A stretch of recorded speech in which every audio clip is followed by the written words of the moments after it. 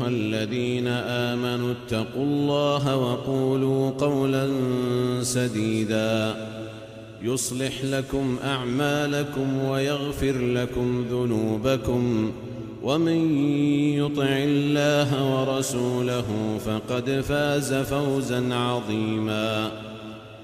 إنا عرضنا الأمانة على السماوات والأرض والجبال فأبين أن يحملنها وأشفقن منها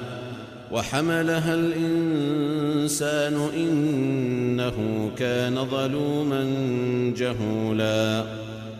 ليعذب الله المنافقين والمنافقات والمشركين والمشركات ويتوب الله على المؤمنين والمؤمنات